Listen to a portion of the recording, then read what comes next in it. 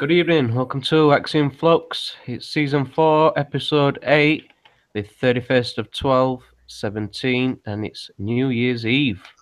I'm PJ. Tonight I'm joined with the usual Stav Ross, the Fred Bloggs, Hello. known as Geoff, and we've got a new person joining us tonight, and her name is Lopi. How are we all Hello. doing? I'm all right. Hi, Good PJ. stuff. Hey up, Geoff. Alright, so tonight we're going to be doing a two-part episode, and the first part's going to be a review of 2017, followed by 2018 predictions halfway through. Not too sure how long it's going to go on tonight, maybe a little longer than usual. May have some more people join us as the show, proceeds. So I'll open it up. I do believe you guys have had a little search around for a few things and come up with some predictions. I've not got that much to provide.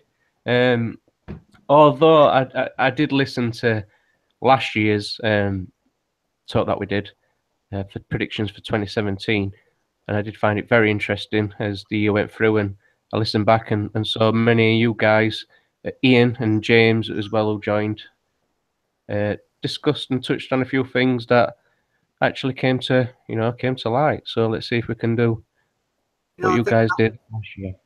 I think last year we did a thing about a lot about Brexit, and I think it was more or less spot on what we were saying, where they kicked it into the long grass and softened it up so that it wasn't a proper Brexit and things like that, which has sort of come to pass. So that's part of our review for 2017, I would say, is that we've been stitched up, obviously, when it comes to Brexit. I don't think they're going to give us what we want. I don't think anything like that's going to change a lot for 2018, to be honest, from what I can see, PJ. When have they ever really given the people what they want? Has there ever been such a time? Sorry, say again, PJ. I said, has there ever been such a time when they've actually gave the people what they've asked for? Well, yeah, I mean, the difference is, of course, is that this was a vote of 17.4 million people.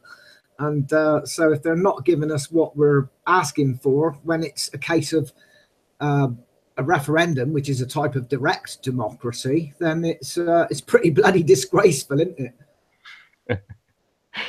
Yep, I'd say the same. Well, I didn't really bank much hopes on the Brexit, as I didn't really consider myself to be a partaker as such. I was just more of an observer from the sidelines. Any thoughts, Stav? Have we got you on mute? Yeah, that's what I've got it. Yeah. Good evening, PJ. Well, all but name, isn't it? Really, Brexit. Indeed. It's just a game as usual. Democracy. Well, what is democracy anyway? Is it any good? I don't know. But no, we're not really. I think, yeah, I listened a little bit this morning. I didn't get to hear all of last year's show because I had company, but I think James touched on quite a few things about Trump. Trump's Twitter and the coming administration. Yeah, very interesting. And yeah, I think he was pretty spot on, as it's all turned out.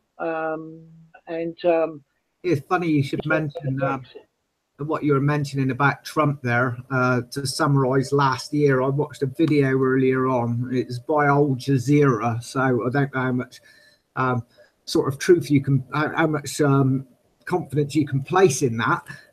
But Trump has been, I will say one thing for Trump, he's been attacking mainstream media big time. There seems to be a big war on at the moment between mainstream media and Trump, as we know that he's not a big fan of mainstream media, as we know. And Al Jazeera summed up Trump during 2017 as a review, and they said that he's been the biggest liar as a president ever, and that he's averaging 3 lies a day. But my attitude is, well, what politician doesn't lie? I mean, 3 lies a day, yeah, it might be a little bit more than most presidents, but you can always tell when a politician's lying because you can see his lips moving. That's the way I look at it. Well, I'm not going to say that I'm a Trump fan, but I'm not going to also say I'm not, because living in America is a lot different than living in the UK. And the politics of America is, even though it's designed in the same sort, it's totally different mentality wise. And I feel that Trump, albeit he is a very uncouth and unpolished, I'll say the term loosely, gentleman, but he is at least the only president other than Kennedy who's actually said what he meant.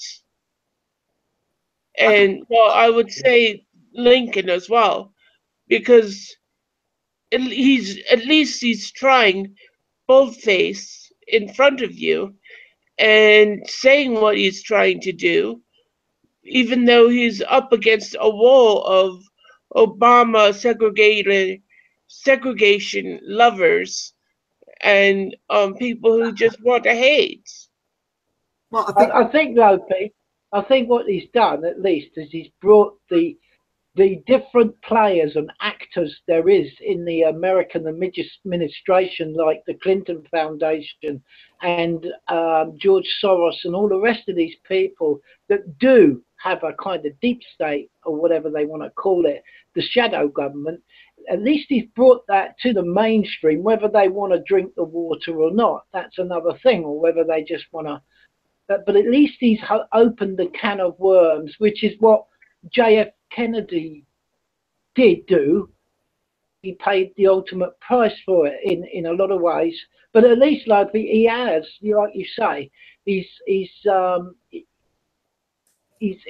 that actually I found very interesting. Although it's absolutely exploded on 4chan and all this Reddit stuff with this QAnon business, and the executive order that he brought out the other week, I found very interesting. I was thinking it would blow it wide open. So it'll be interesting to view whether anything is done, whether these deep state operators or whatever they are. I know it's a republic. It's not a democracy as in a democracy. This is what a lot of people don't.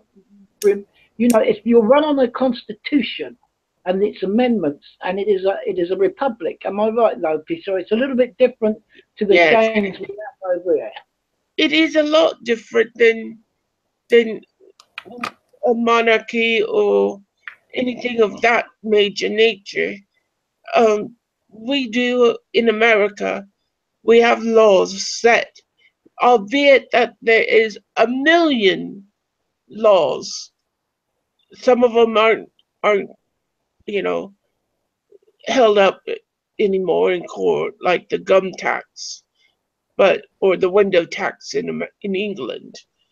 But there are so many laws here that you really, unless you're a good lawyer and have a very good memory, you're not going to know what laws are what. And that is the basis of our Constitution, or, well, not necessarily our Constitution, our Bill of Rights. Our Constitution was what was created to stick the two fingers up to King George, really, saying the grievances that the founders of America didn't like. But as time evolved, the Constitution and the laws of America has changed and evolved. I mean, like you were saying, that we have these laws, we're given these abilities to make new laws and change things. But the problem with, I think I've gone off the tangent, but well, it's a difference. So you've got the same court system in a way that we've got, but your constitutional court there's no denying you have to follow the Constitution by the letter. The right to bear arms, freedom of speech, the right to petition. All of these things are set in stone, and they can't budge that. And if you've got a very good lawyer, the constitutional courts, and what we call a high court here, but it only applies in the City of London, by the way, guys. That's what I found out. But anyway, that's by the by. But at least you still got that constitution set in stone. It can be manoeuvred and manipulated outside of it. But if you can get it to the constitutional courts and stand on it, it's like entanglement. Entanglement, you can use that in the constitutional courts.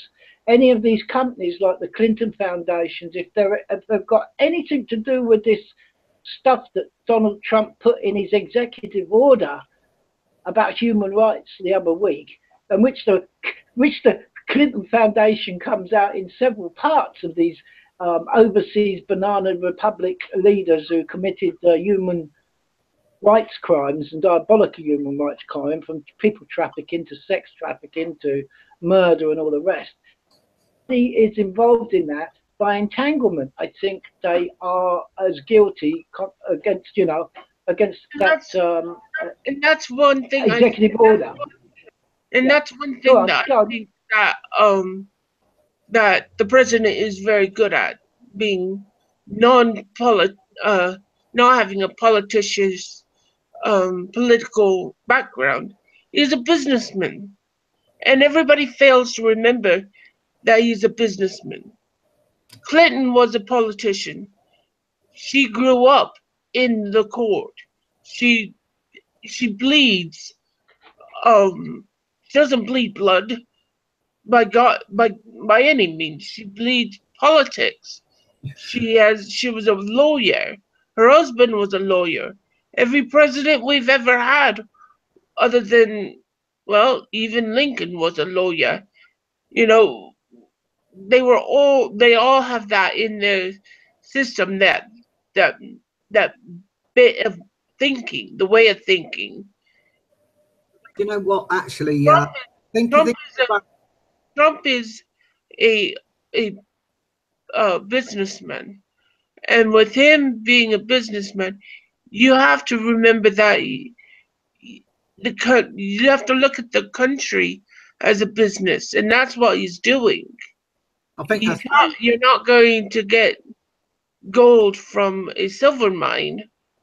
You've got to look at your assets and all that, and what he's trying to do, and I understand it this way, is that he's trying to get rid of the bad apples to build a better country. I think it's very relevant what you were saying about the fact that he's not a career politician and that he's a businessman first and foremost. Now, I can see pros and cons to that, Lopi. One of the pros that I noticed that he intended to do when he took up office was, which you don't see many politicians doing at all, was that for every law that he was going to pass, he was going to throw out two, which I think is brilliant, because I think we've got way too many legislative rules. Now, I don't know how he's done in that. With Obamacare. Yeah, I don't know how he's done in that respect, whether he's been sticking to that or not. It'd be nice to see if he has been, but we could do with politicians. He's reforming. He's reforming a lot of it, because he realized that you can't just eliminate Obamacare, which is actually something that Obama never really pushed the paper. He got the credit, but it wasn't started with him. It wasn't his brainchild, so to speak. No, because the problem with that is, if you eliminate it, there's going to be a lot of people without insurance, without medical care, who need it. Anyway, to reform it so that men don't need, or men don't get a free breast pump. Men don't get free Viagra. Men don't get, women don't get free abortion because they're sluts. you know, stuff like that. He's trying to reform it to the point where people become more responsible, and pharmaceutical companies and big pharma and all them are becoming more responsible for what they're giving. That makes sense. Yeah, it does. I'll tell you one thing I have noticed is the politicians, the career politicians, the neocons, you might want to call a lot of them, are the ones that have the polished speeches. They don't make, they're very politically correct. They don't like to make any outlandish claims or anything like that. They're always very sensible and careful with what they say. And the ones with the personalities, the ones that aren't career politicians, like Donald Trump, for example, and Nigel Farage, they're the ones that sort of speak from the heart, if you like. So they are going to put their foot in their mouth a bit more often than the. Well, I'll tell you why they do that. Career politicians. Because the politicians do that because they know they can get more honey, more bees with honey. Right. And that's money. The bees are bringing money. Yeah. Well, Trump, he already has money. He doesn't need money. He needs people to agree. He needs people to give him a chance. Right. To prove himself. Because that's what he's trying to do. He's had one hellacious year so far. And from the day dot, people have been swatting at him, hoping him to fail. Yeah. And they're not giving him a chance. They're shoving Clinton and Obama up his nose. Well, guess what? They didn't win the election. And, you know, I'm not, like I said before, I'm not tooting Trump's horn, but I believe in giving people a chance. And absolutely. And, you know, if you don't give somebody a chance, how are you going to prove that they were wrong? Exactly. I mean, yeah, I know he puts his foot in his mouth. He says a lot more. He speaks from the heart. So, yeah, I can understand how they can use that as a sort of character assassination thing. And they're always going to go against a populist type leader. Oh, look at they always have done. The neocons will always character assassinate. Albert Einstein. He was a social pariah. Right. But he was a brilliant man. Michelangelo. He was a hothead. He was hated by many people. But he was a magnificent mind and artist. I mean, one of the things they said on Al Jazeera about Donald Trump was they felt that he was a conspiracy theorist, which to me, I quite like that, because one thing that time has shown me is that a lot of the conspiracy theories have been proven out to be fact. More than not, I would say, from my experience. But so yeah, he's speaking from the heart. He's saying what's on his mind. He's not he's not worried about the political correctness, and that's what I like about him. He'll say. I'd much rather have somebody unpolished talking from the hip than somebody that says everything perfectly. It makes you wonder. And they're boring as well, these neocons that have all their polished speeches, because they just tend to repeat the same old mantra over and over again. We had it with Theresa May. She kept saying Brexit means Brexit, and what was the other saying she came out with, where she went through a phase of saying exactly the same thing in everything she was interviewed about. She kept saying they can't answer questions. Yeah, and they're very good. That's what they do, is they repeat the same thing they've been told that they've got to say, sort of thing, and evade any difficult questions. Whereas Donald Trump, he'll come out with what's on his mind, which I like about him. Anyway, enough about Trump. What other things would you say has happened in 2017 that has gone on? I've got an article that I won't mind sharing. Go for it, PJ. All right. Well, while I'm loading it up, I'll give you a little introduction to it. It's a Council on Foreign Relations article, Oh dear. and it's the 10 most significant world events in 2017. Interesting. Yeah, that's what I thought. So, So, like, bear with me a minute. So I've got to For just anybody get who this. don't know, can I just say, for anybody who don't know who the Council on Foreign Relations are, they're linked with dodgy organisations like the Trilateral Commission and the Bilderbergs and things like that. Right. Has everybody got my screen? yes. Yeah. Right, well, I'm not going to go all the way through this because there's 10 points to it. I'll probably just cover one, let you have a chat about it, and then we'll move on. So let me start. It says 10 most significant world events in 2017, dated 15th of December. Last year, a lot of people were asking if 2016 was the worst year ever. It wasn't. I haven't seen anyone making similar claims about 2017. But that doesn't mean that this year didn't produce its share of significant world events. It has. Below is my top 10, listed in descending order. You may want to read what follows closely. Several of these stories will continue into 2018. So this is a James N. Lindsay. And number 10 is started with Robert Mugabe's ouster. Can someone be both a hero and a villain? The career of Robert Mugabe suggests the answer is yes. Like Nelson Mandela in South Africa, Mugabe endured years in prison to lead the movement that ended white minority rule in his country, then known as Rhodesia, but known today as Zimbabwe. That victory for human decency is to his credit. But unlike Mandela, Mugabe never grasped that democracy means letting go of power. He ran Zimbabwe for 37 years and planned to rule for longer, even if that meant running the economy into the ground and becoming increasingly ruthless. His presidency ended only when tanks rolled into Harare in November to force him from power.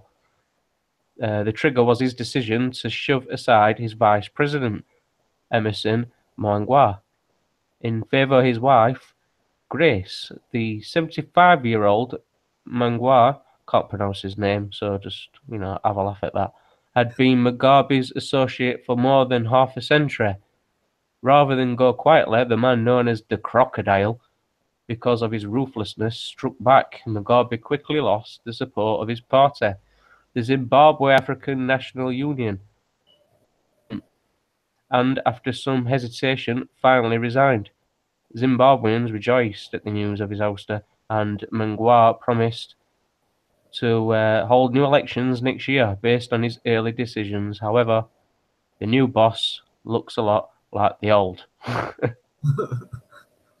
So, any comments on Robert Mugabe and his ousting? Well, I firmly agree that well, you said that a hero, a good guy can be a bad guy at the same time. I mean, look at North Korea. Kim Jong-un, the dictator, president, whatever you want to call him, the people worship him. And it could be because they're brainwashed. And I'm not saying that they're not, but the rest of the world thinks he's a horrible person.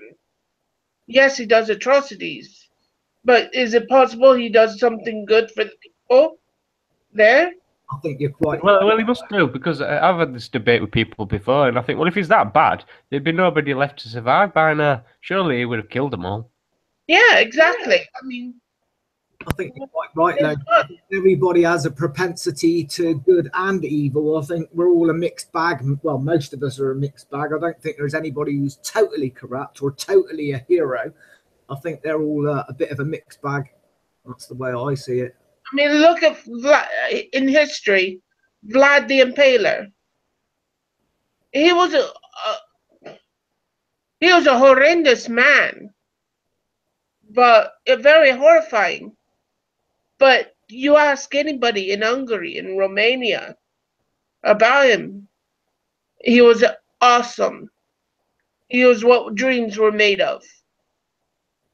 You Even know, he was the prince. pale people's heads on spikes. So even he had a good side then. But he did that for a reason. And I'm not saying he didn't, that nobody has reason to be a horrible person, but I'm saying, look at where it's from, where the atrocities come from, and we all have that ability. I mean, we all think spiteful thoughts of somebody that cuts us off or cheats us or robs us. Does that make us any worse? Exactly. Does it make us any better? Anyway, on with number 9, please, PJ. I'm curious to see what. Yeah. Well, it's the one you started off with, Geoff. It's Britain triggers Article 50 of Brexit. I'll read it. The June 2016 Brexit vote was merely advisory, actually initiating divorce proceedings for the European Union. Required Britain to invoke Article 50 of the Lisbon Treaty. The move, from which there can be no turning back, finally came on March the 29th. Britain now has until March the 29th, 2019 to negotiate the terms of its departure. Prime Minister Theresa May tried to shore up Britain's weak negotiating leverage this spring by calling a snap election. The decision backfired. Her Conservative Party lost its parliamentary. She ended up leading a hung parliament. In early December, Britain and the EU reached an agreement on several critical preliminary issues, including how much Britain has to pay to settle its debts, known as the divorce bill, somewhere between 40 billion and 60 billion euros. Assuming that deal holds, the two sides can now focus on the rules that will govern their future economic relationship. Those negotiations will likely be difficult. EU members have yet to agree amongst themselves on what terms to offer, and the British Parliament has asserted its rights to vote on the final agreement. Unless a deal is signed, sealed and delivered by March the 29th, 2019, or a unanimous EU agrees to an extension, Britain faces a hard Brexit. That would maximise how much disruption its divorce from the EU causes. The clock is ticking. And that's that one. As far as that is concerned, there was one thing you said near the beginning there that was a bit strange. You said something about Article 50, meaning that is absolutely from which there can be no turning back. As far as I'm aware, Article 50 means that you can turn back. However, if they'd repealed the 1972 Communities Act, then once that's done, there's absolutely no turning back. So we're still in dodgy ground, I would say, at the moment, PJ. We're still on a sort of tenterhooks because they could go back to the EU. Well, yeah, precisely. It's brilliant that you mentioned that, Geoff. I was expecting that from Stav, actually, but you beat him to it. Yeah, perfect. Because don't forget, Council of Foreign Relations, what would you expect on their website? They're not going to start mentioning, other one, Communities Act and stuff like that, are they? They're going to try and twist it with Article 50 to keep people thinking that that's the one, but it isn't, yeah. Yeah, sugar-coated it a bit there, I think. But most definitely. Anyway, as far as Brexit's concerned, like Stav said earlier on, Brexit in name only. I mean, we've got the European Army on its way, as we covered in a previous episode, PESCO. As far as I'm concerned, any sovereign nation state has to have control of its own army and decide what happens to its own military and where it's used and when it's used and for what reason. That should be entirely down to us. Oh, that's not a good idea. Hey, what was that, Lopi? I don't like that idea. No, I don't either. You're same as me, Lopi, in that respect. I think we should have total control over our own military. We should be able to make all parliamentary decisions ourselves about how our country's run and everything else. They're talking about staying in the single market and staying in the customs union and all that. Well, that's not Brexit, in my opinion. There's no hard or soft Brexit. There's Brexit and there's no Brexit. And Brexit, to me, is several things. One, leave the EU. Leaving the EU means leaving the single market, leaving the customs union, having control of our own fishing grounds, making our own laws. They talk about parliamentary sovereignty. As far as I'm concerned, they're there as representatives. The British people are sovereign, or should be sovereign, and they should be there to represent our. So that's my say on it anyway, but I've said that on many occasions, so there's nothing new there. So anyway, over to you, PJ. Unless there's anything from Stav. Yeah, go on, Stav. Yeah. Well, I'm not going to go. I'm going to leave it for my predictions later on. I think it's all immaterial anyway. Article 50, the whole EU will go away anyway pretty soon. Like I say, I'll cover it in my predictions of what I think is going to happen, and it'll all be irrelevant. I think the EU's a dead man walking. Well, let's save that to the next part. I just want to try and catch people's thoughts on what's been and gone. Okay. All right. Yeah. Carry on, PJ. Carry on. Yeah. No worries. I'll move on then. Number 8. So this is the Rohingya crisis. The Rohingya may be the most persecuted minority group in the world. They have lived in Myanmar for centuries, which is Burma originally. Most of them are Muslims, though some are Hindus, in a country in which nearly 9 out of 10 people are Buddhists. The Rohingya have long been discriminated against, often violently so, and the Myanmar government refuses to acknowledge them as citizens. The latest and ugliest surge of violence began in August, when Rohingya began fleeing into neighbouring Bangladesh, telling stories of mass killings, systematic rape and torture. At last count, more than 400,000 have fled Myanmar and thousands more have been displaced internally. The Myanmar military denies committing atrocities, insisting that it is combating attacks on police posts and army bases by Rohingya insurgents. But it's clear, as the US government has charged, that the Myanmar government is engaged in ethnic cleansing. The Aung San Suu Kyi, recipient of the Nobel Peace Prize and Myanmar's most prominent official, has done little publicly to end the violence. That's probably because the military still runs the country, despite the political opening of the past few years. So, any thoughts on this, guys? Nobel Peace Prizes, what are they supposed to mean? I mean, look at Tony Blair. He was given a Nobel Peace Prize, wasn't he, or something like that? Or he was man of the year, weren't he? Sorry, wasn't he the man of the year? Oh yeah. They keep giving them these prizes. The ones that they give the peace prizes to always seem to be the wrong people for some reason. They gave one to Obama. That says it all, doesn't it, Lopi? God. Drone Obama. Sorry, Stav. Drone Obama. That's right. I have a drone. Well, not I have a dream. I have a drone. And the Iranians shot that down, didn't they? Well, no, there's over 2,000 deaths, of course, during Obama's time with the drones. In Pakistan, Afghanistan, Yemen, I really don't understand the mind.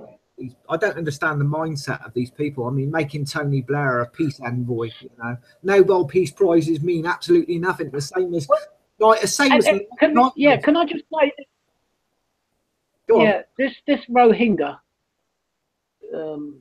whatever it was, Myanmar. I can see why they went to Bangladesh, but a lot of people don't know about Bangladesh. It's slightly on the side note that there was 3 million of them killed by the Pakistani Muslims. Ouch. To take them over. During the debacle of when India was split up because of the Sikhs against Muslims. It's another wonderful time of history. Millions of people died. And the same happened to Bangladesh. And these people that are the minority, which are Muslims, I gather, is that right, PJ, in the Rohingya in Myanmar? Yeah. No, nearly 9 out of 10 people are Buddhists. Yeah. Right, yeah, but Most the, of, the oh, yeah, people sorry, who most of them are either Muslims and some are Hindus. Sorry, and but that's in a country which is nearly 9 out of 10 Buddhist. yeah. Well, I'd ask anybody that listen, if you really want to know what that area is all about, just go and study the post-war era and the division of India into Pakistan and India and Bangladesh as well. And a lot of people haven't read just straight on history about that, what happened in that, and it's absolutely horrific. well, So people should go and check that. Burma's right next to Thailand, isn't it? And they're predominantly Buddhist as well in Thailand. But I can remember in the past there was a lot of problems in Burma, and there was some woman who stood up against the career politician class or something. I can't remember what her name was now. Lady Song or something like that. What was her name, Lopi? She was a lady of a noble man. And what she did was absolutely extraordinary. There's a film of it called The Lady. Right. And that's if you want to Google it and everything. And it explains a lot about what she did. She was married to a foreigner, and she basically was under house arrest. That's right, yeah. For forever, because she was trying to make aware of the atrocities that was being forced upon the natives. That's right, and it didn't stand her in good stead with the so-called authorities of the time, if I remember. The military. That's right. It was very militaristic, wasn't it? It was all guerrilla warfare. Yeah. And got to the point where she was permitted to have her family come and visit, but she could never leave the country. A case of clamping down on any form of dissent, wasn't it? Yeah. I was just double checking because I an interesting point that I'll make while we're talking about Myanmar and Burma. Is that China never. I think you're breaking up there a little bit, PJ. Oh, am I? Is that any better? It sounds all right at the moment. You were sort of had a few dropouts there, a few missed words. Yeah. I was just saying, I think Burma is the only place where China's not, never gone to war with. They're only country that with China. Burma was also known as Siam. No, Thailand is known as Siam.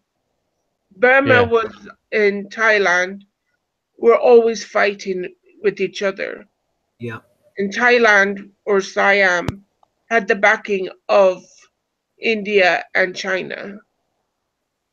So Burma was always the black sheep, so to speak. The ones that was always fighting to stay alive, because back in the day, Siam wanted to create genocide over Burma. They saw it as a low-life little country. And I guess to the day, they still probably do, because it's just the way the mentality works. They've had their fair share of problems in Burma, that's for sure. Yeah, they sure have. Right, let's move on to number 7 then. Otherwise, we're going to be short for time. So number 7 is the fall of Mosul. ISIS shocked the world in June 2014 when its forces captured Mosul, Iraq's second largest city. Within a month, ISIS had declared a new caliphate, although President Obama once dismissed ISIS as the JV. It proved to be a stubborn foe. Finally, in October 2016, Iraqi soldiers, backed by Britain, France, and the United States, as well as by Iran, launched an offensive to liberate Mosul.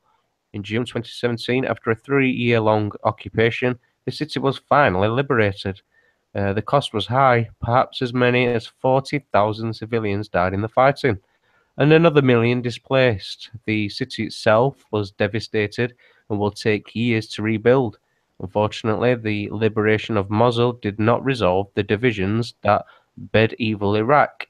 In September, Iraqi Kurds voted for independence, which triggered clashes between the Iraqi army and Iraqi Kurds.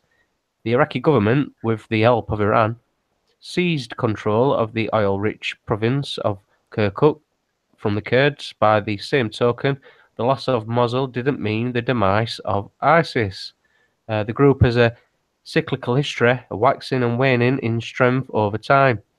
As its territorial control diminishes, it's likely to revert back to its insurgent roots. All in all, Iraq's future remains troubled. Well, you know how I feel about that, PK. As far as I'm concerned, the West has destroyed Iraq. It's down to the West, because before, under Saddam Hussein, he was a secular leader, as far as I'm aware, and he had pretty much good control over the whole of the country. You had the Shiites, the Sunnis, and the Kurds all living together in Iraq without a great deal of problems, well, in comparison to how it is now. So, I mean, they only removed Saddam Hussein basically because he wanted to bring in, I think he wanted to bring in a gold-backed currency or something, wasn't it? Or something. No, that's right. I thought what it was, Saddam Hussein wanted to sell oil for the euro rather than the dollar. That's right. I was confusing it with Libya there. But so basically, we've gone in, made a mess of everything, and it's like a wasteland now, isn't it? There's not really a lot left of Iraq to fight over, to be honest. It's just the one above that, 7, one above Mosul should have been the bigger, and of 2007, and that was the defeat of ISIS in Syria. right. That's what should be above Mosul, the defeat of ISIS in Syria, and all of the rest of the motley crew, which are all Sunnis, by the way. With help from Putin. Well, yeah, exactly. But of course, I would be surprised if it's on here, which is quite amazing. For me, that's the biggest event in 2007. Oh, The defeat of ISIS. Can I say something that's really sounds rather bizarre, but is brilliant? It's brilliant on the almost to the absurdity. You know how ISIS is demolishing all of the historical landmarks and everything. Oh yeah, that's right. That is brilliant. How else are you going to? I'm sorry, I don't want people to think I'm crazy, but okay, I'm crazy. I think I know what you're trying to say, Lopi, because I was going to sort of mention something similar, which, if we're on the same wavelength, I think what you're saying is it's a little scripture from Bible, where I'm pretty sure it says not even an Arab will be able to pitch his tent. If I'm not mistaken, they were talking about Babylon, which is Iraq. Yeah, I'm sure that's in Revelations as well. But how else are you going to get your point in history through that you're better without eliminating all of what history has already told you? Destroy what is historical and tells you what is good and what is bad, and become what is good and what is bad. Yeah, ISIS is doing that. They're destroying the historical relics, and they're replacing it with we're the ones who are bringing the good. Well, we're the ones who's bringing you new life. The past defines the present, doesn't it? So if you destroy the past, then you're going to affect the present in that way. But I'm just saying, as far as a tactic of brainwashing new people or getting a point through, they're doing a brilliant job on eliminating the past, the history, the the things that people feel important. Mm-hmm. This is the exact same reason why we have a Muslim, Christian, and Jewish faiths controlling all of Jerusalem, because they're the ones. You can't go and just, one can destroy all historical aspects of one part, and make it to their liking. And I'm sorry, I'm having breathing problems. It's hard for me to talk, but ISIS is doing it all on their own, and we see what they've done. They're certainly a force to be reckoned with, Lopi, and whenever it seems like we've got ISIS on the back foot, they've bounced back or turned up in a different country and things like that, I've noticed. And what gets me is about ISIS, everybody seems to get this information from them, but nobody knows where they bloody are. That's because they move around a lot. They keep popping up in different countries. They're sort of they'll crush them in one country and they'll pop up in another, it seems. But that's probably with a lot. Yeah, they are getting a helping hand from most of the establishments around the world. I was just about to say that, Stav. I was just going to say they're getting a lot of. They do have help from the USSA and I'm not going to call it England, but the UK PLC, the EU, and all the other actors in the theatre. So. But I will just add one little thing on what Lopi said. She's quite correct. Good point. But, it's not just destroying the history and the past. It's also destroying the culture of the country. Yes. Quite right. This thing about... Do you remember, Lopi, last week I said, what was it, immigration or what was it now? Immigration or... Invasion, yeah, or conquest, basically, and that's what it's about. And they're having all the help from the establishments, the Western establishments, all of the deep states or the actors behind the shadow governments and whatever, to bring about this old Western world into something else. This is all part and parcel of it, is to destroy the Americana culture in America, as populists call it, Englishness in the UK, as most English people call it, and Britishness is a bit later on, and also all of the other cultures within Europe are, being, as each year goes by, being stripped of their past and their culture, what they are, which is Kalergi plan, whatever you want to call it. It's all part and parcel, and ISIS are doing their part. And like Lopi says, are making a bloody good job of it, unfortunately. Yeah, I'm not trying to sound crazy, but they are doing a good job. I'm not saying, that I support them, but how else are you going to go and get people to believe you when you don't have something? Yeah, it's similar. It's similar to the people that say, the system's failed. And I say, no, the system's actually quite successful. Just not for us. It's not for us. Well, your past and your culture is inextricably linked, isn't it? And if you destroy that, then what you're doing is saying, no more the nation state.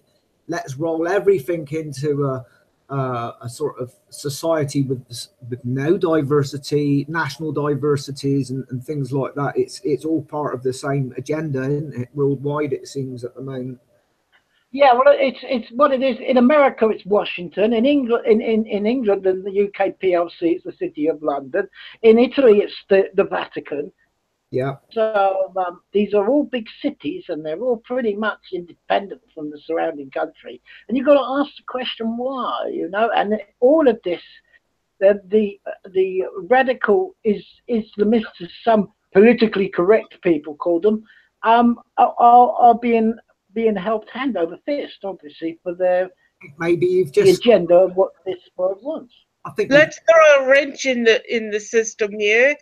Why are they all square? What do you Why mean? are they all designed to look like a perfect square?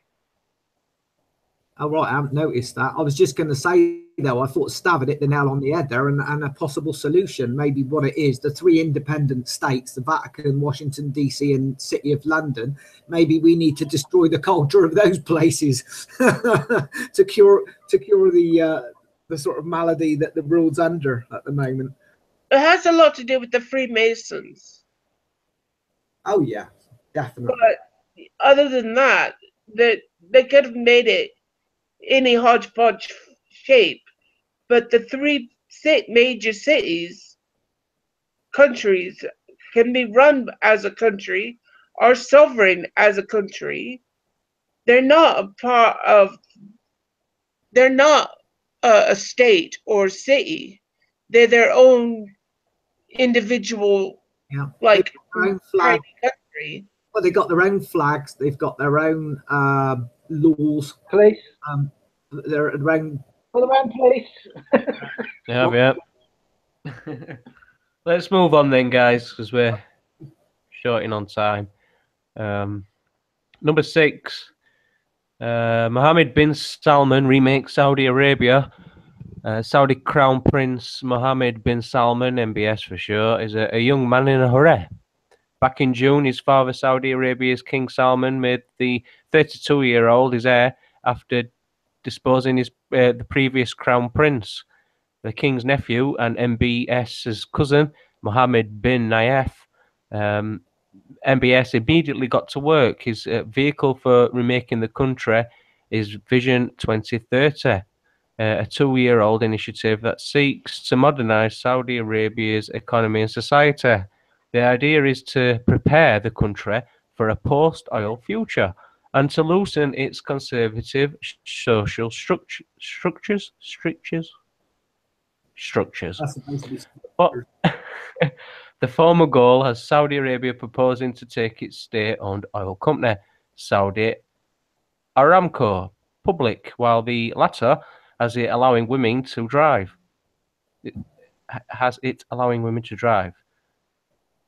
Pretty hard to read this paragraph here. MBS moved quickly to consolidate power. In November, he had 11 of his cousins arrested on corruption charges.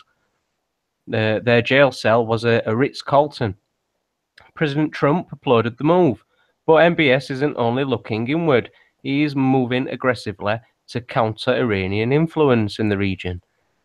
He championed Saudi Arabia's intervention in Yemen in 2015, which created a humanitarian disaster for the Yemenis and a quagmire for the Saudis. He also pushed for this summer's Saudi-led embargo of neighbouring Qatar. Some experts think that MBS is Saudi Arabia's best chance for a moderate and prosperous future. Others worry that he is reckless. A lot turns on which side is right. No, I kind of like Saudi- him. I kind of like him, but at the same time, I don't. I think he's got a good idea for his country, but he's heavily into the drugs, you know, and that sort of thing doesn't flick my bick. Well, I mean, to me, Saudi Arabia is like the capital of the world for human rights atrocities. I don't like Saudi Arabia, but then maybe they're starting to look forward a bit, like letting women drive and things like. I mean, that's what I like about him. He's putting his country first. He's trying to make things better, but can you make a country better on the blood of innocents? Exactly. I think it's there's a lot more to what's going on in Saudi Arabia than what this article would bring to light. Oh, definitely. I mean, I've watched a lot of programs about him. You know, yeah. Well, I think he's a bad man, but people think he's a good man or he's going to be a good man. But I kind of like the way he swept up the other Saudi princes, of a giveaway on what it's really all about. They did float. I mean, there was a big business thing going on as well. They floated the Aramco, which is their main exporter, place where they get their oil from, because it was going bankrupt. That the fact that they didn't have the reserves of what the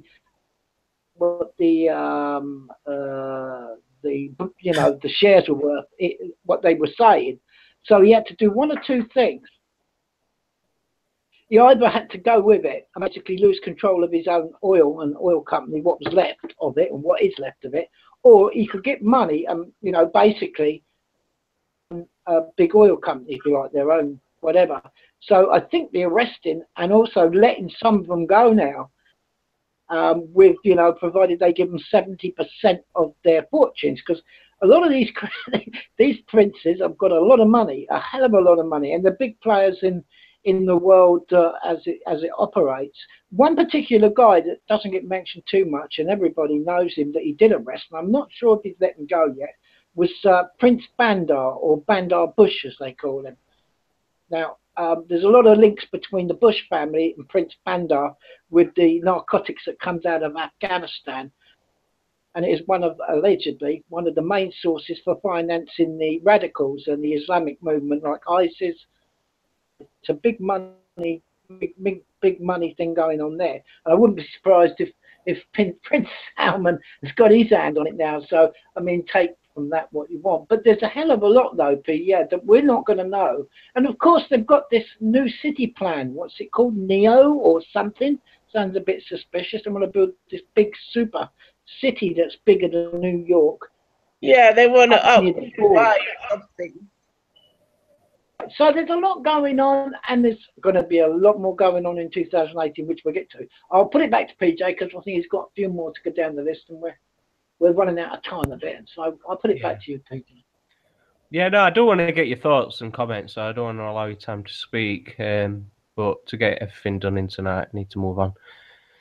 Okay, number 5, global growth picks up. 10 years after the Great Recession started, global economic growth is accelerating and stock markets around the world are hitting record highs. The IMF said in October that the outlook is strengthening, with a notable pickup in investment, trade and industrial production. Together with rising confidence, the IMF added that they caveat the recovery is not yet complete. However, even cautious optimism has been in short supply for nearly a decade. The IMF predicts that global economic growth will average 3.6% in 2017.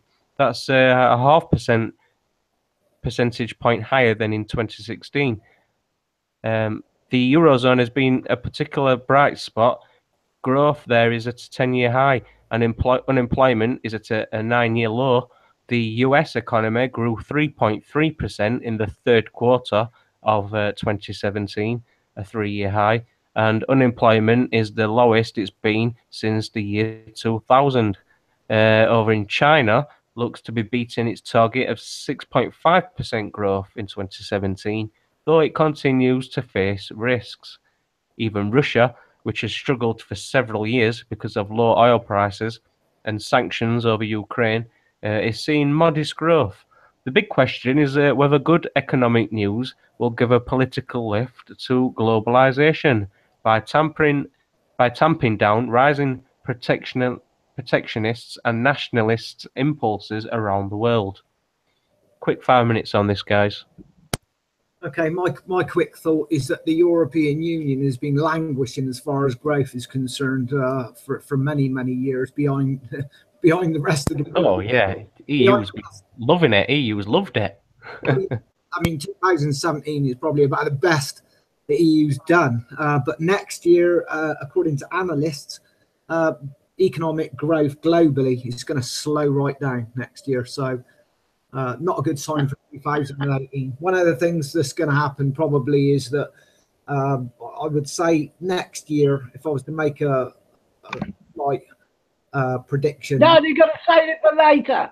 Oh, right. Okay. Well, I'll save that. Yeah. Save it for later.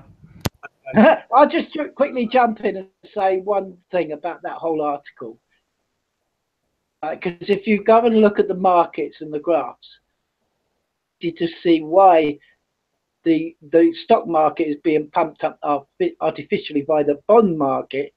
Yeah. Which is all basically the too big to fails buying back their own stocks, which they get loans from the central banks, right, at zero interest and some negative interest, where they get paid for doing it, and all they do is they pump the market up. One of the chart I'll say for my prediction, it's got a lot to do with the US dollar, but we'll leave it at that. Have you got anything to say, Lopi?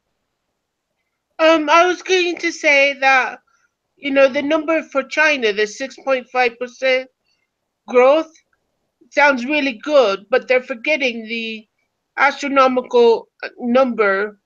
I don't know the number, but I know it's probably higher than 6.5 of the suicide rate in China because of the work conditions and everything. They've put suicide gates, fences around the buildings so that people don't jump off. I mean, yeah, that tell you something. That's famous. The Apple factory in China, safety nets, because people were committing suicide. Now, isn't it funny? But that's not an isolated thing for China. I mean, you've got that at Golden Gate. Yeah, exactly. But yeah, my point was Apple is coming back to the United States, allegedly. But we'll leave that for the predictions. Well, yeah, they better stop. They better stop slowing their shit down on purpose. That's a good point. That being out of order. It might be a good business tactic to make people buy more, but when you're not doing, you know, when you're spending $1,000 on a phone that doesn't do anything astronomical, you're lowering the battery life of the other phones and everything. There's something wrong with the company. Yeah, but Lopi, they're not as good as the Obama phone. Oh God, I got me one of them and it died. Let me fuel Stav up now with this number 4 because he'll love this one. Number 4. The globe continues to warm.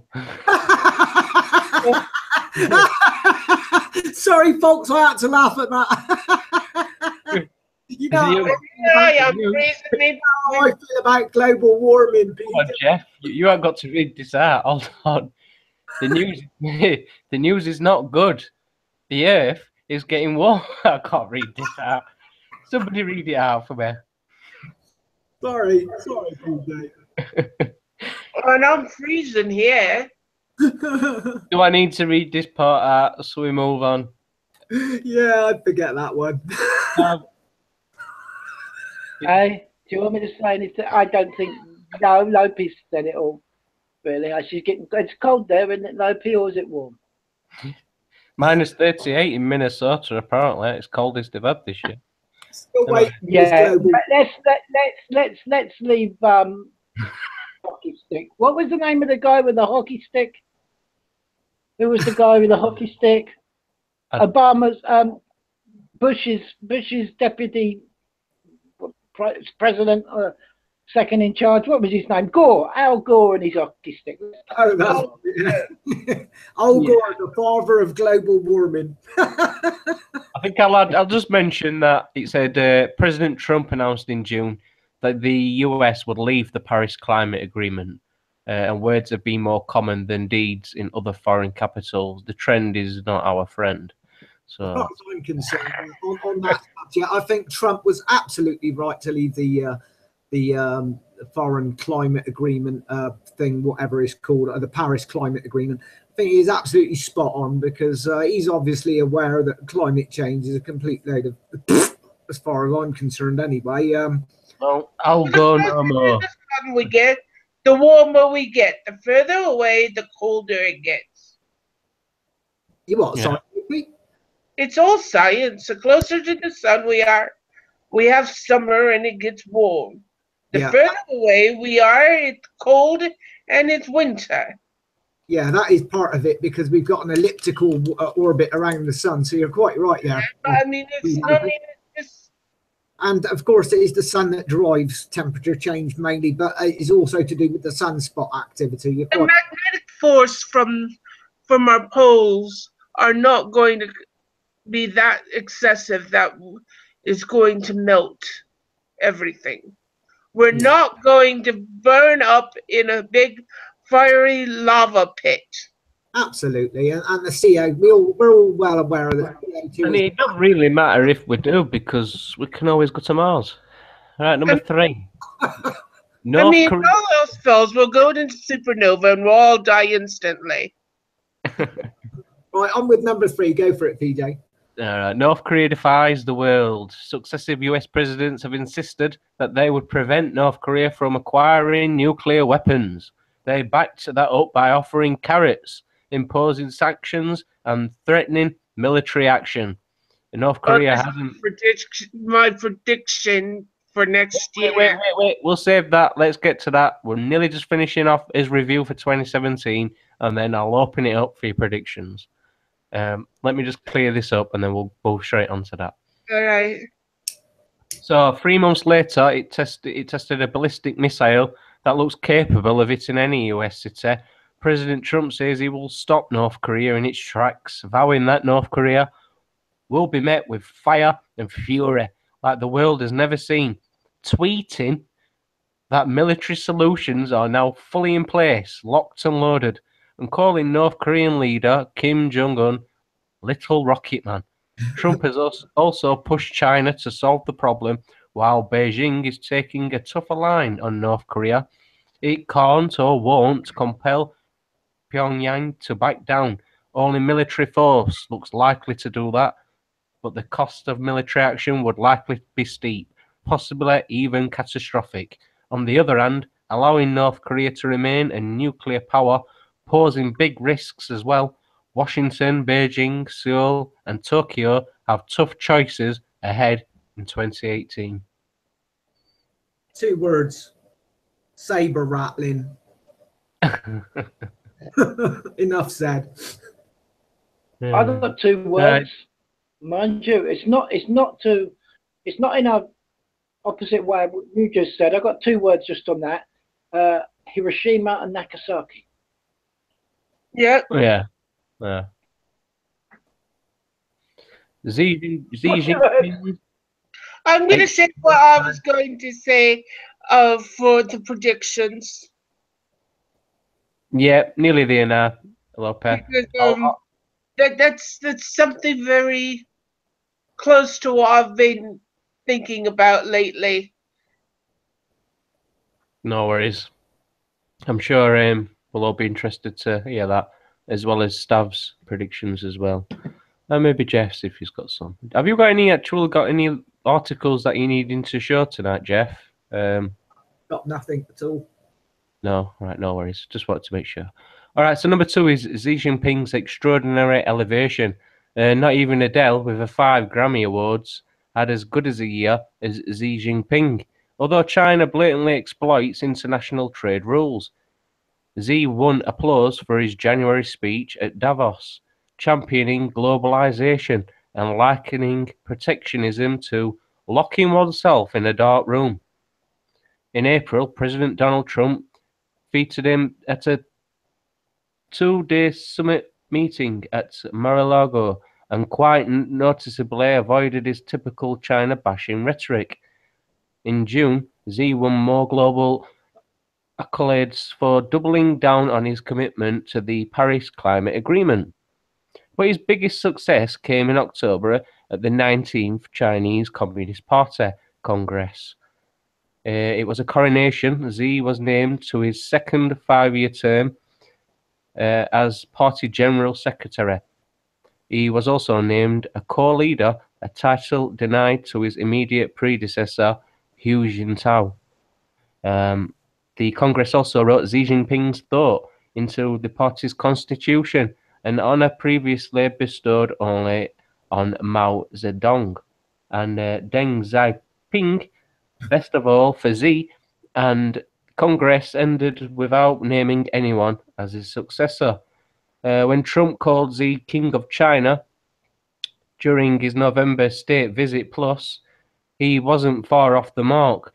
Xi is China's most powerful leader since Mao, and he's likely to be around for a while. If you are wondering how he might approach foreign policy in the years ahead, consider this. In his 205-minute speech to the party Congress, he used the terms great power and strong power 26 times. So don't expect him to sit on the sidelines while others try to set the agenda or the rules. So, China's split up into, I think it's got 7 leaders, has it not? And Xi is like the main man kind of thing. Am I right? Yeah, he's the head puppet, the big dick, whatever you want to call him. He's a twat. The only thing I'd like to say on that, I'd like to congratulate you, PJ, on being able to pronounce some of those names, because I wouldn't have had a bloody clue. I struggle with names. That's one of my weaknesses on this. But if it makes people have a laugh when we're getting it wrong, You did very well, actually. There's no way I could have pronounced those Chinese names. I probably would have just gone Ting and Tong, but there we are. Oh no, that's not politically correct, I'm afraid. Can't do that now. It's nearly 2018. Come on, get a grip. Right. I do apologise. I apologise. There we are. Number 1. Donald Trump champions America first. Donald Trump campaigned on a pledge to do things differently and to do different things in foreign policy. He has been good to his word since getting to the White House. He has cancelled US participation in the Trans-Pacific Partnership, the TPP, withdrawn the United States from the Paris Climate Agreement. He refused to certify that Iran is in compliance with its nuclear obligations. He's recognized Jerusalem as the capital of Israel, ramped up the use of drones, and relegated democracy and human rights to the sidelines of US foreign policy. To be sure, Trump hasn't enacted all of his campaign promises. He beefed up rather than withdrew US troops from Afghanistan, and he hasn't declared China a currency manipulator or kicked NAFTA to the curb. But his tough campaign trade talk may soon be US policy. Trump is poised to take punitive actions against Chinese trade practices. His demands for a revamped NAFTA look to be unacceptable to Canada and Mexico, and he's waging a low-level war against the World Trade Organization. Of traditional foreign policy practices, even as some fellow Republicans questioning whether America first means embracing a doctrine of retreat. Many of America's closest allies are worried. They fear the era of US global leadership is ending. If so, the consequences are epic. And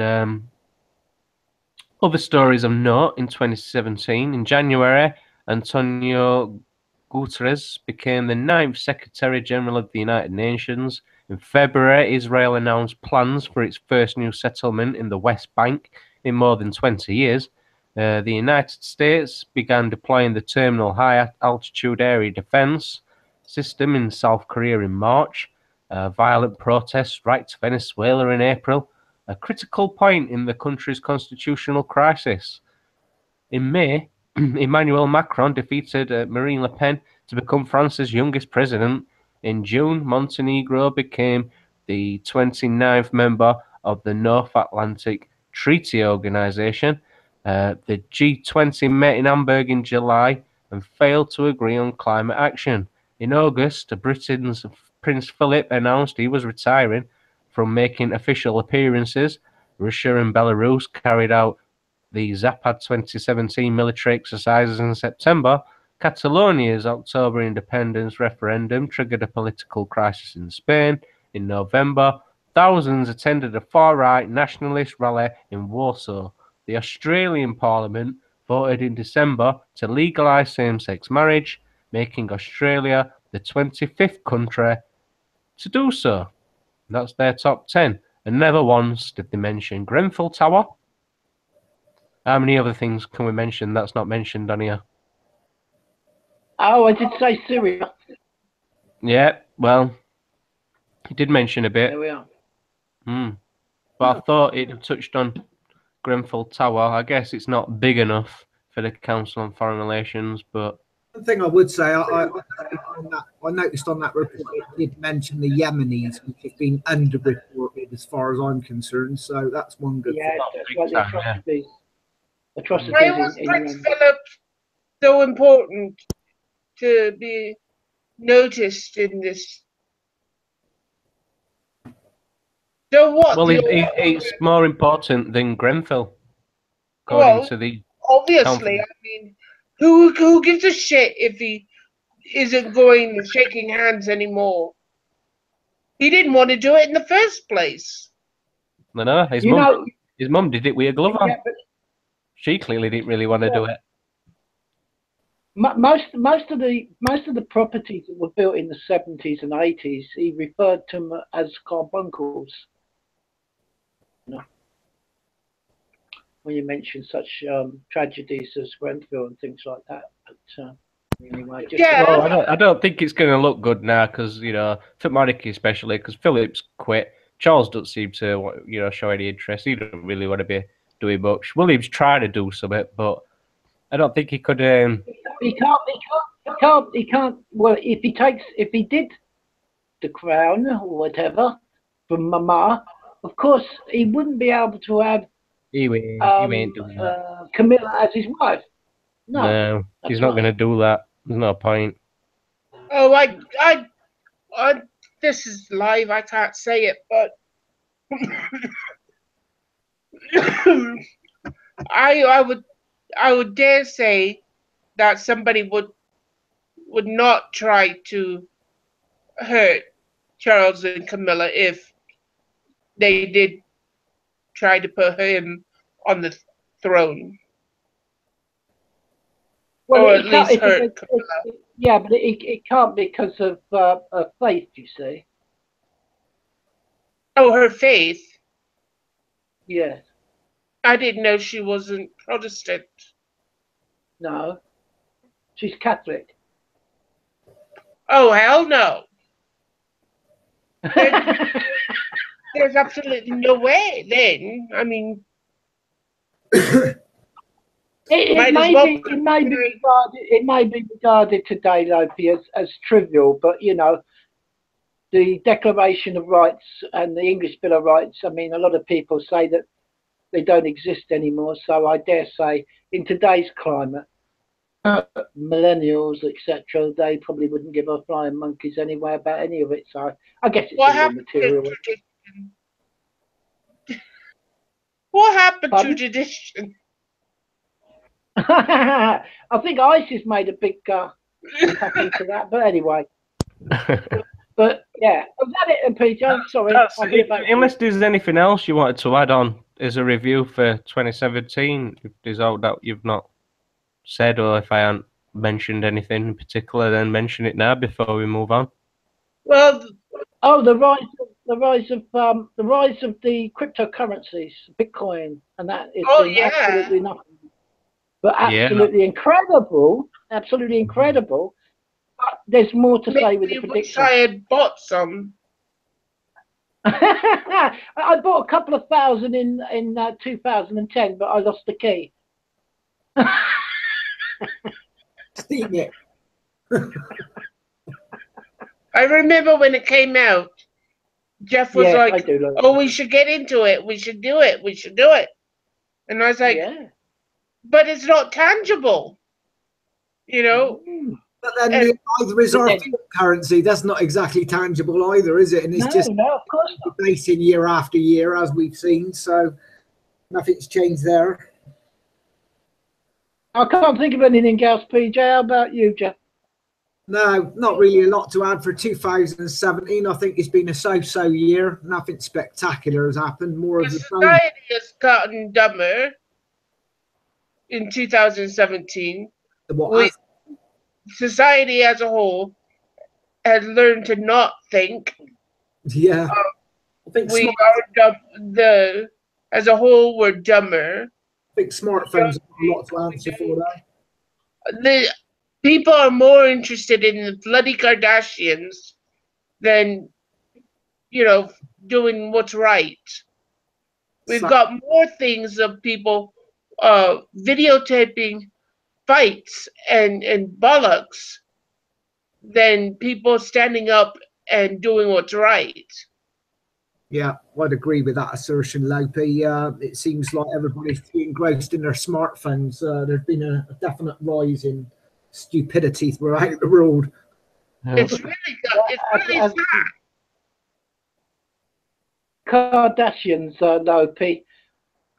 Nothing about that young lady because it wouldn't be termed politically correct. So I beg you. We can't have none of that. I might lose my broadcasting license. Right. Well, for me, guys, she's a nice young lady. So yeah. Well, I just don't get it. I mean, there's 3 of them are of Armenian descent. 2 of them are not. The 2 that are not look more Armenian than the ones that are. And the youngest one, they're all fake as far as body-wise. I've never seen a girl's arse shaped that way. And you can't say you get it from doing squats. I mean, because I mean, look at all the Chinese and Asian people. We squat all the time. Our asses are not like that. 2017, the year of twerking, eh, Lopi? Oh my God. I mean, I'll go back to the 30s and 40s when they were doing the bunny hop and the Lindy, not doing the let's go and air hump each other and with our clothes on and all this sexual tension crap they call dancing. And what the fuck's a nene? Well, let's hope in 2018 they pass a law to make twerking illegal, eh? But I mean, I just don't get it. Maybe I'm old, but what's a nene and all these twerking? I thought twerking was something you did with your other half. Not something you do on the side of the road that 5-year-olds are doing better than me. I'm shaking your booty, baby. Yeah, well, over here, should we say the rainbow community, called Puppy Play in the Streets. Now, if you don't know what that is, the LGBTQ gang wouldn't mind enlightening you about that, and I think it's morally disgraceful. But there we are. That's one Move thing. on. That's one thing we could say about 2017, isn't it? The smudging of the lines between the genders. That's one thing that definitely happened. Oh God. 17. I feel like I'm going to be a cactus because I'm a prick. Well, that's what I feel like. You can call me cacti girl all you want because that's what I feel like, a cactus. That's so stupid, isn't it? absolutely crazy, Lopi. I mean, I understand male and female. Call me old-fashioned or gender unequal or politically incorrect. I don't care. I'm sticking with male and female. That's enough for me. Anything. Yeah, genetics. Yeah. we're getting into this. So 2017 has been the year of complete and utter madness. Oh yeah. Yeah. Let me just add my personal feeling for it. Were definitely the highlight, if you want to really call it a highlight, is Grenfell. It definitely was a major event on a par with the Twin Towers. I'd put it on. But maybe people would disagree with that. But if Twin Towers confused me. Well, I'd put that on a par with 9/11. May not bring about the major changes like 9/11 did, but is important for the story to be told. Grenfell just tells a very similar story. Yeah. But it certainly shows one thing, doesn't it? Shows that if you try and cut corners and cut costs, there's going to be ramifications later on down the road, doesn't it? Yeah, there was more to it than just cutting corners and costs, though, Geoff. Definitely. Stav, unmute your mic. I'll let you speak without the echo. Right, yeah, I can't remember what I was going to say now. Yeah, well, if I drink much more of this fluoride, I'll probably be turning non-binary. I don't know. But the Grenfell Towers, there is so much more to Grenfell Towers than ever came out and than ever will likely come out. And there's more reasons to, I think, why it happened, not the obvious ones, but also the people that were inside who paid with their lives. I don't actually think they've got a full list of the people, and probably never will have because of certain circumstances. But it was a sad event of 2017, definitely, PJ, and something that we don't want repeated at any cost. So there we are. Yeah, not to forget, the other terrorist attacks and things in Manchester. Oh crikey! Yes. That's something I put. Yeah, I didn't forget. I just. Yeah, there was a lot happening in 2017. Like you say, we could probably just spend a whole separate, show on it, so to speak. But no, let's move on. Let's get to the predictions. Right, okay, we'll move on. Meanwhile, Stav, do you want to try your headphones? Because that feedback's getting a bit hard to clear off. So I'll open everybody's mics back up.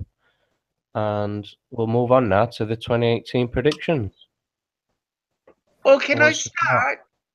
You sure can, Lopi. All right, here we go. Grab your popcorn, love.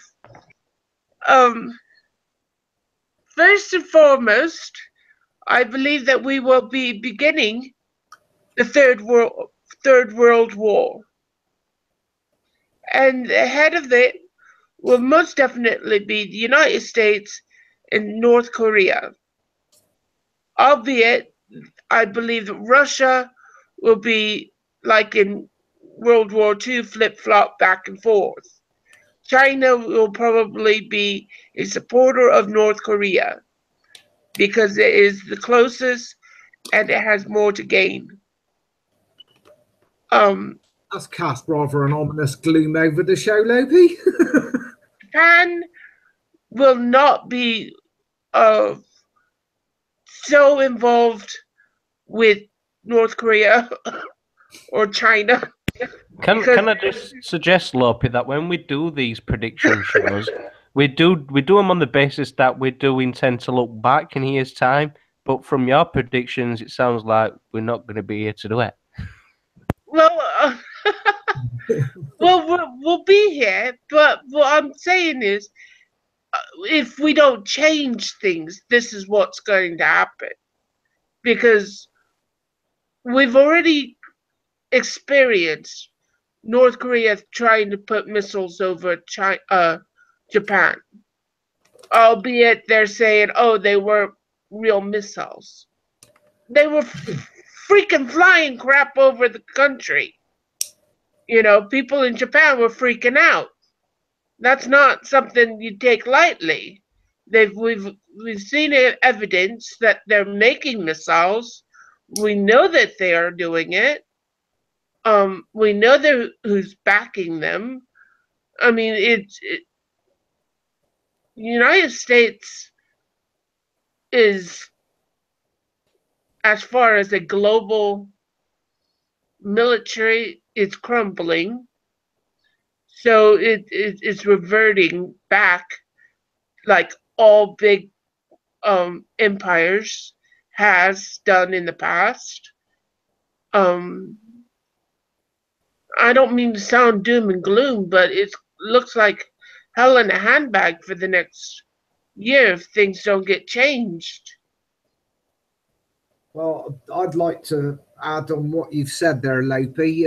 As far as 2018 is concerned, I don't think I quite agree on the World War III as such, but I would say that, yeah, I think the empire of Western Empire, or Western civilization as we know it, I think is gradually on the decline. So I would agree with that.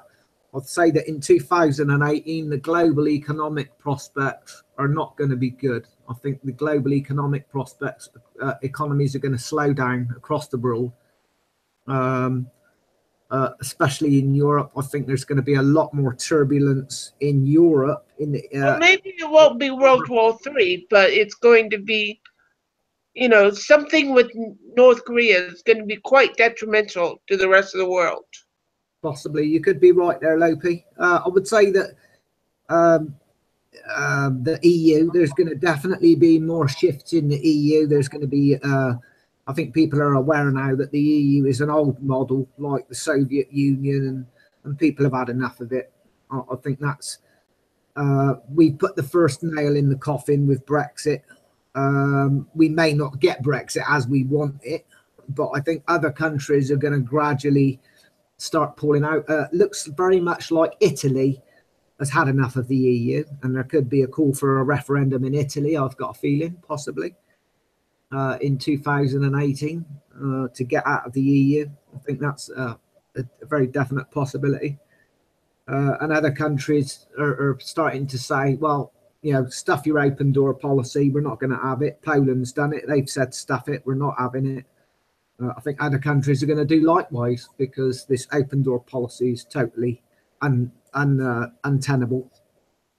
So that's more or less my predictions for 2018. I think we're going to see continual erosion of the EU, which is a good thing, because I'd like to see the EU completely fall apart before too much damage is done, like the Soviet Union did. So that's more or less my predictions for 2018. I don't think I've got a lot else to predict for now, anyway. What do you think, PJ? Okay.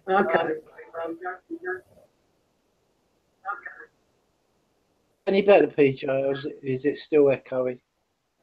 That's fine, Stav. Sounds good to me. You got any predictions for 2018, Stav? No, we've still got the old echo there through us stuff. Oh, hang on then. Wait a second. Let's get these back in, because I had trouble trying to get the damn things in. 1 minute. Sorry about the noise. If we all just mute up while you're speaking, then that'll solve it. Okay, I've got my headphones on. Hello? Go on, Gator, go. We've all got mute on. Hello? Right, okay. As far as Lopi's prediction about trouble with North Korea and the Americans actually doing something military against them, well, if you listen to certain things on the internet, it's a done deal. 6 weeks, February, apparently, and this has come from a leak, supposedly, from the inside of all places. Now, that's coming from Alex Jones. Okay, I don't know if you know about Alex Jones, the InfoWars man, but apparently it's going to happen. It's not a question about when. Apparently, it's going to happen. So that's just to sort of make a comment on what Lopi says. I don't think she's too far. I think it's extreme, because, like I said earlier on, those two words, Hiroshima and Nagasaki. So I mean, we know that's all the history and the two nuclear bombs that were dropped on a civilized area with killing many citizens. But anyway, let's hope it does. I disagree with that assertion. I think, well, I said two words, saber rattling. I think it's still a case of saber rattling myself personally, but you know, anything's possible. I might be proven wrong in 2018. Carry on anyway, Stav. Well, no, I'm not saying that I totally agree with Lopi's prediction, but if it happened, it wouldn't surprise me. Let's put it that way. But there we are. As far as mine's more like, yeah, I like yours, Geoff, on the economic side of things, and it actually does tie in with threats of war all over in 2018 and perhaps into 2019. I guess it depends what happens in 2018. But I've got something here to show you now. If I screen share something, got to get this right. I have PJ's helping me out on the side here, but anyway, I've got to put my screen share on. Lopis is working. Is that? Can you see that? Is it an article you're wanting to share? Yes, yes. I put my share on. But... Yeah, just bear with me. I'll put you up on my side now.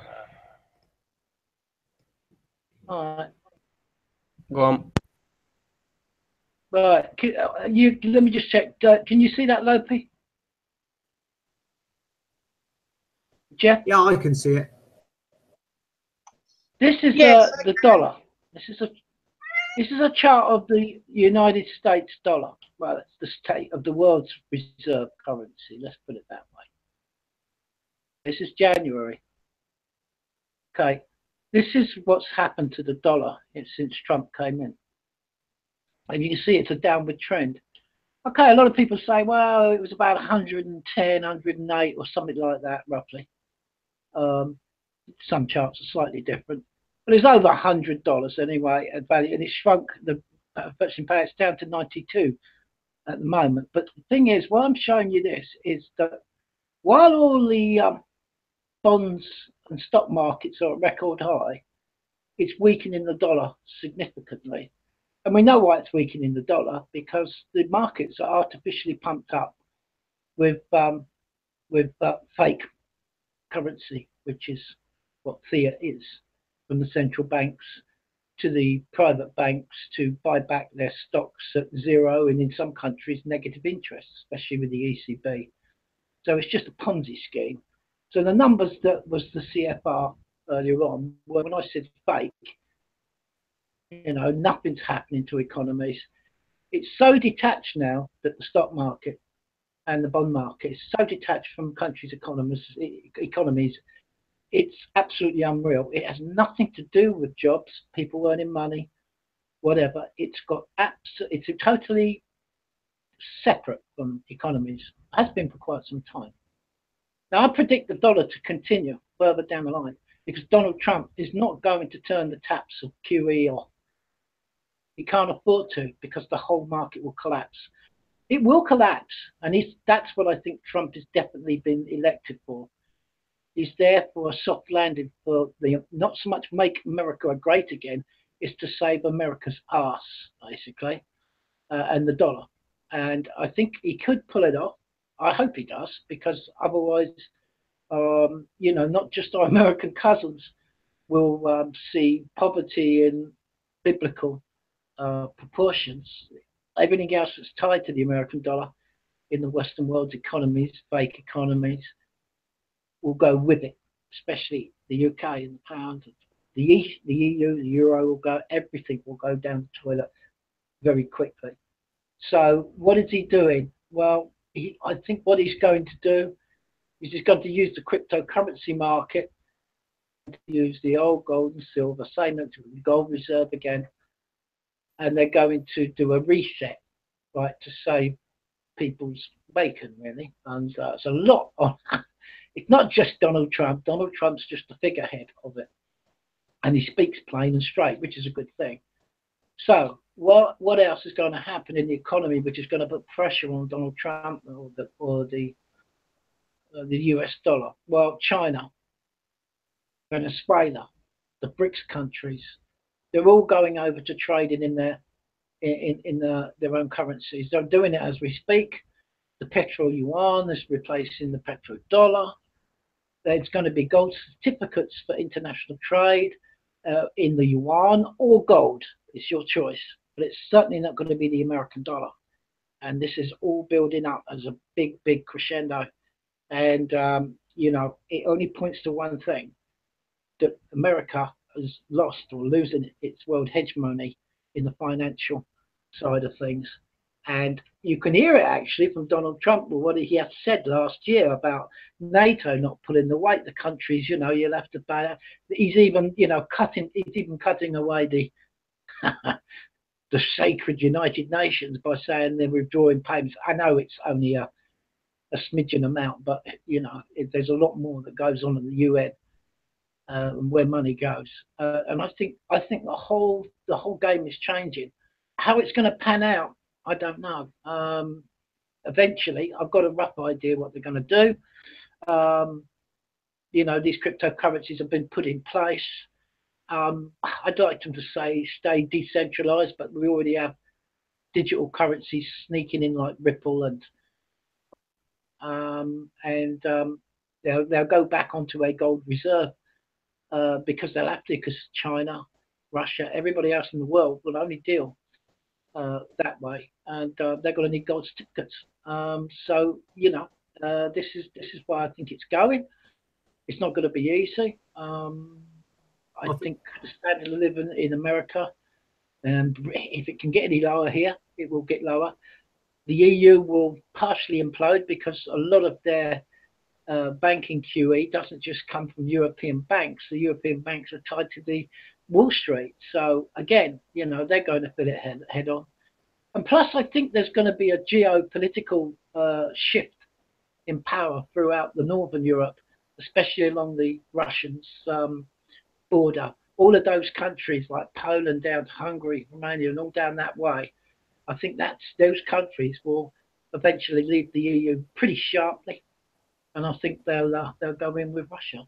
Because I think you're right about Eastern Europe, Stav. I think Eastern Europe countries are going to be the first to get out, and also the ones that have suffered in the Mediterranean, like Italy, Spain, and places like Greece. Places like that, possibly. Well, the further, absolutely, the further east you are, the better you will be, because of the One Belt, One Road, the Silk Road, which is coming through from China. That's big, big, big business. It's not just going to be that road route; it's going to be a sea route too. UK are playing games all around everything with the Brexit. I think it's a smokescreen. It always has been a smokescreen. I don't think Cameron gave the people the choice, the sovereign people, the public sovereign people, that it wasn't all down to just what we. It was the illusion of choice. Yeah. Yes. Yeah, and it's just been a smokescreen, really. And I think the UK, because we're, you know, I think it's important to say they've got fingers in all pies, even with China. They put quite a bit more than 18 months ago in the Chinese investment bank, so they're trying to keep. And I don't know if anybody saw it the other day, the first big gas tanker from Russia, which is under sanctions, by the way, pulled into the docks, in London docks, to supply gas that we desperately needed because it's getting colder here. And, you know, the UK are going to have to get their gas and all the rest from Russia. That's the bottom line. So, and that's why Boris, you know, all this nonsense the other week when he was speaking to Lavrov, that was all about energy and future. Well, yeah, because a lot of people you ask today will think that we actually get his gas from Russia, but that's just not the case, is it? No, it's not. It's not. That was the first one last week that pulled into the docks in London. Massive, great big tanker. And I did actually come across that. Yeah. So, you know, I think the UK is in trying to manipulate itself, as it always does. It wants to be in the middle somewhere, and then when the opportunity comes up and they know, you know, which is the best, then that's what they'll do. I also think there's a special relationship with, believe it or not, Trump and the establishment. even with all the bloody stupid crap you see going on in Parliament. Oh, we're not invited. Oh, that's just bloody puppetry and a charade. It's just a pantomime. Parliament's just a bloody pantomime, and people ought to get over it. The world is a stage, as Shakespeare said. If I was to make a prediction for 2018, Stav, I would say follow the money interest, the big money, follow the Rothschilds, Goldman Sachs, people like that, and watch what they're putting their money into, because I would say that they're probably going to be investing like crazy, trying to spend up every last dollar they've got, because they know what's coming. I think the right. Yeah, well, this is it. I mean, you've only got to go. Yeah, you've only got to go put a Google in, and you'll see China, Russia dealing in yuan and gold, and you'll see Venezuela. It's all out on the Google. I mean, a blind man can see it. Well, not only that, I think that the Rothschilds and the big money interests are going to be going after buying up cryptocurrencies and starting up their own. I think it's all going to be linked to the electronic one world currency. We've got to be very, very careful what we demand for our world currency. I think we're going to have to be very, very careful and very analytical about what currency or cryptocurrency takes off, and make sure that we pick the right one. Because if we pick the wrong one, I think we're going to end up in the enslaved cashless currency society that we don't want. So we've got to be very, very careful. But apart from that, I think, Geoff, you've hit nail on it. I think next year is going to be a year of decisions, and it's also going to be how can I say it?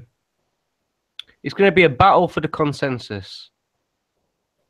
That's my prediction. Yes, definitely. Throughout most of next year. And I do think, now you've just mentioned that, Geoff, that next Sunday's episode will definitely have to be on money, and we're going to talk about what you've just mentioned. I'd just like to say one thing about American cousins, is that Trump can't make America great again. Great again. They'll go inwards. So there will be I think there will be a bonus for the American people, because he will perhaps, who knows, he will come true on some of his promises about the work on infrastructure and concentrating on America. And maybe there's a silver lining for American people in this in the long run, which will be better than if they don't. This was coming. They've known this was coming a long, long time. Ever since Nixon in '71 put them on the fiat currency and came off the Bretton Woods, basically the gold standard of Bretton Woods, wasn't it? All that time after Second World War. So this was coming. It's been a long time in the making. They blew it up. They've managed to keep blowing it up, blowing the big bubble, put more debt into the big debt bubble since 2008, when it should have gone.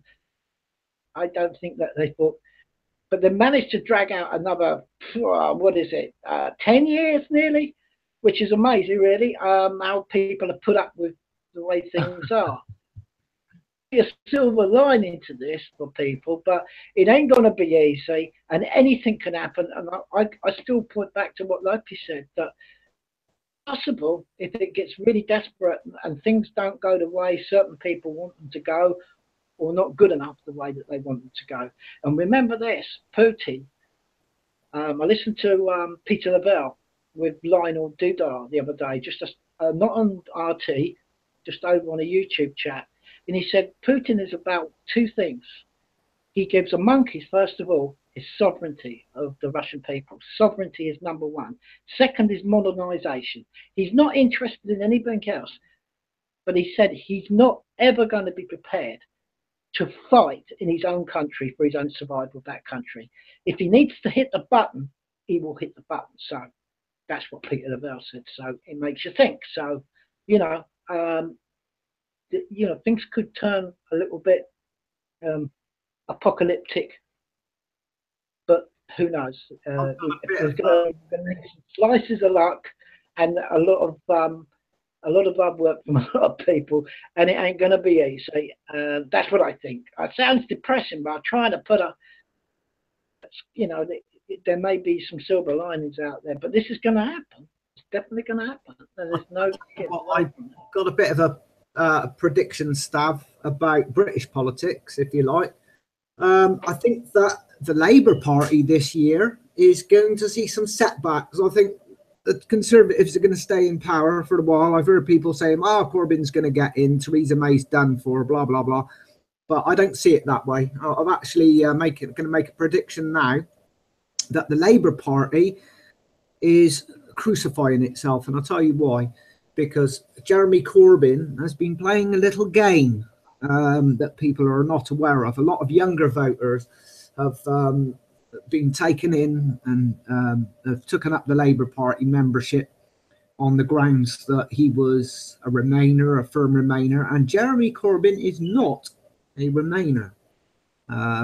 For years and years and years back, he was always an advocate for leaving the European Union, and I think he's been playing a strategic game to keep himself in power of the Labour leadership.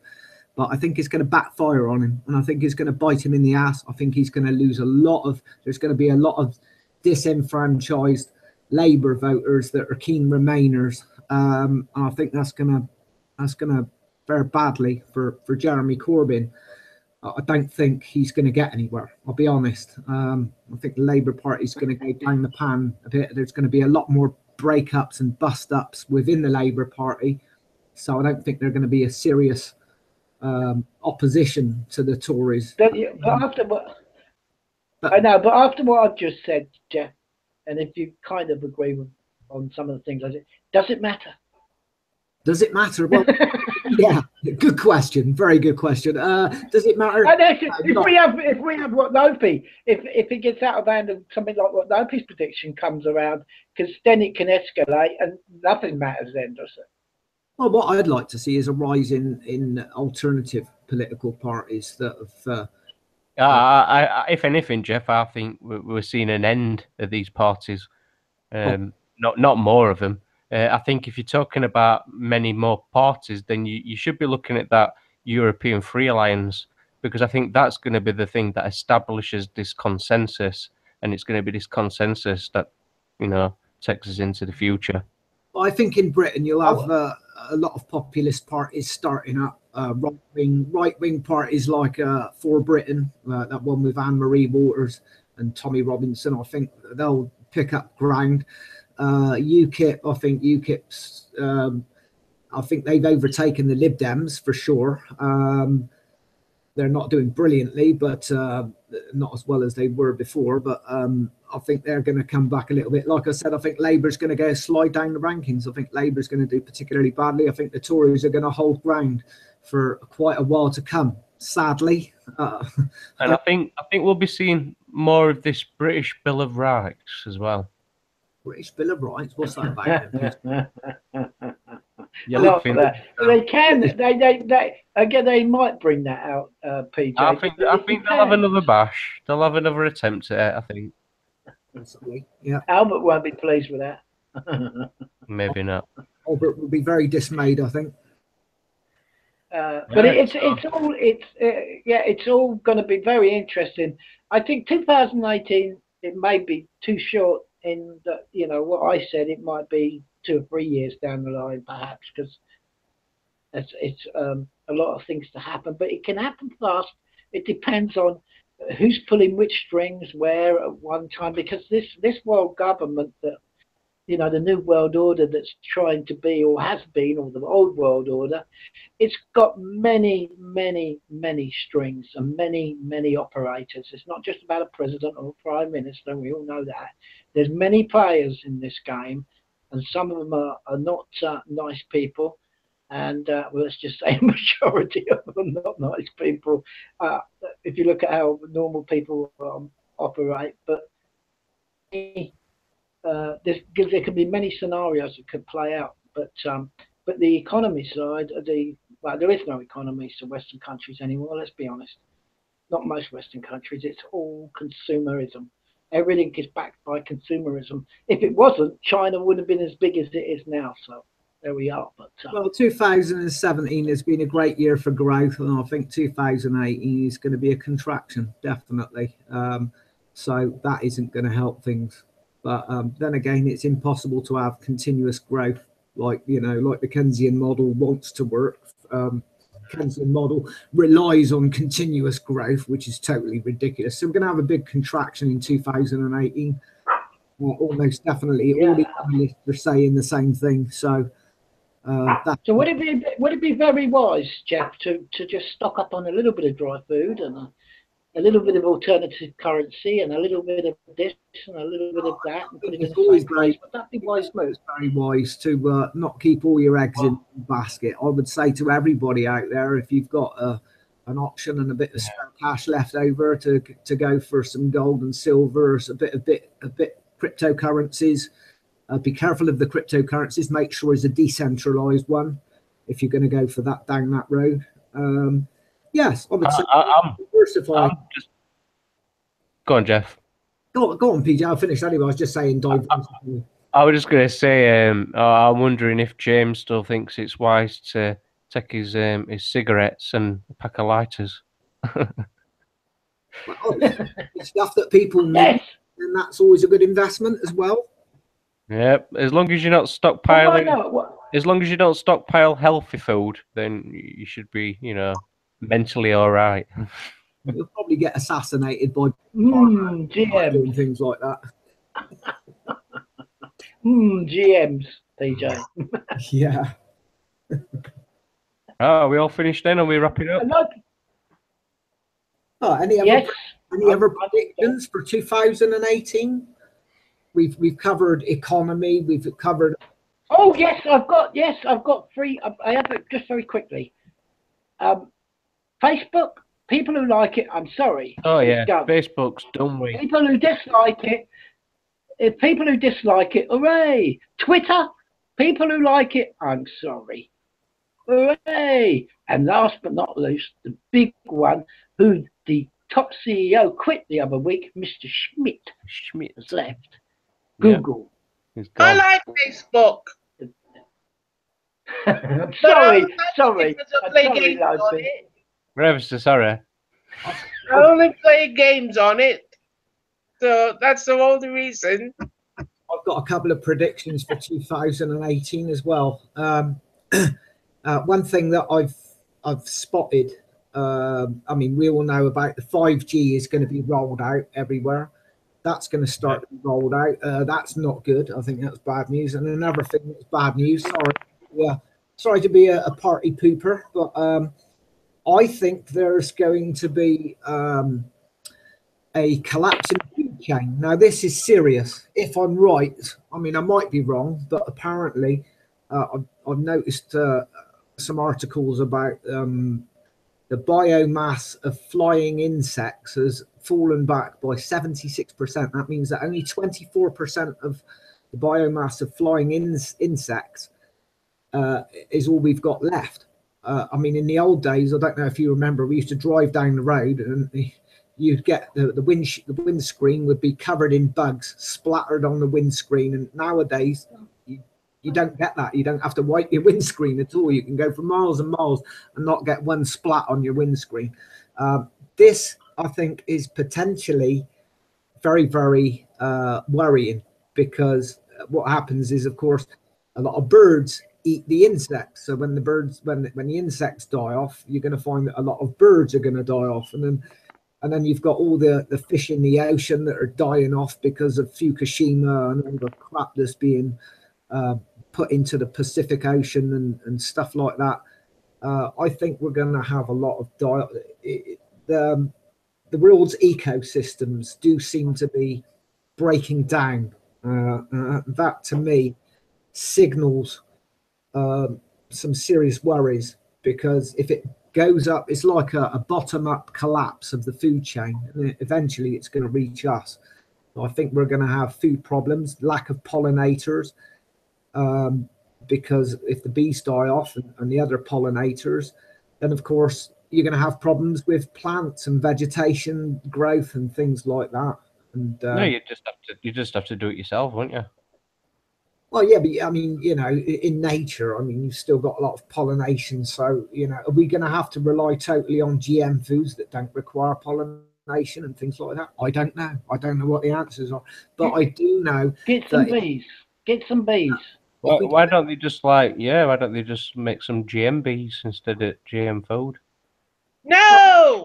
Worry is that my worry that food is going to become scarce. Now, if you remember what Henry Kissinger said, he said, if you want to control nations, you use oil to control the nations. But if you want to control people, you use food. So I think there's going to be an... I thought that was football. Sorry, PJ? I thought that was football. No, no. Well, what I worry is that there's going to be problems with the lack of food and forcing prices of food up. I can see food prices going up and up and up globally. This is what I worry about for 2018. I hope I'm wrong. I really do. I do hope I'm wrong. But if we do get a collapse in the food chain, it could be quite significant. That's all I'm saying. Yeah. Well, we'll wrap up then for tonight. Anybody who's listened to this, please leave us your thoughts in comments below. We'll be interested to have a read to see what you make on it. But until joining us. Say again, Lope. I said thank you for joining us. Yeah, most definitely. Oh, It's been lovely to have you on. Oh, I've got 2 names to listen out for early in the year. Big revelations. The Clintons and the Gates. Remember that. Not Harry and Markle then, no? No. All right. We'll keep our eyes peeled for that, Stav. The Clintons and the Gates, they're usually in the headlines somewhere along the line, aren't they? Yeah. Look, I've got 2 words for you. Blockchain and hashgraph. Blockchain is 2 words. Hashgraph's another 2 words. Blockchain's 1 word in a double barreled, new speech type of thing. Yeah, it's 1 word. All right, I'll let you off that one. All right, guys. Cheers for joining us. We'll be back next week, Sunday. Yeah. What's topic next week? Do we know? Have we got one? Oh, yeah, we do. Money. Say again, Lope. I thought topic next week was money. It should be money. If not, it might be the Dark Ages comet that Ron was wanting to do. But we're not too sure, so it's going to either be the Dark Ages comet or we'll get Geoff to deal something up on money and the actual Dark Ages. The Dark Ages comet, yeah. I don't know anything about that subject whatsoever, but I'll be curious to listen to what that's about if we do that. Well, yeah, Ron's supposed to be up for that, so I'm just waiting for him to tell me when he's available to do it, and I'll fit it in for a Sunday Flux. But if not, like I said, Geoff, if you're up for it, we'll discuss money, as it is an important thing. It is the root to many things, if not everything, but it definitely needs discussing. And you did point out to me the other day that people still don't understand the concept of money and creation. And for how many years have we been passing around that video, Stav, at money creation in society? Years and years. Yeah, it's a cruel debate. It's indeed. Yeah. Well, nice. Thank you for having me on the show, PJ. And I'd like to wish all our viewers a very happy 2018. And hope you all have a great year. Best thing we can hope for in 2018 is more collapse of the EU, which would be absolutely lovely to see. Cheers, folks. Happy New Year. Cheers.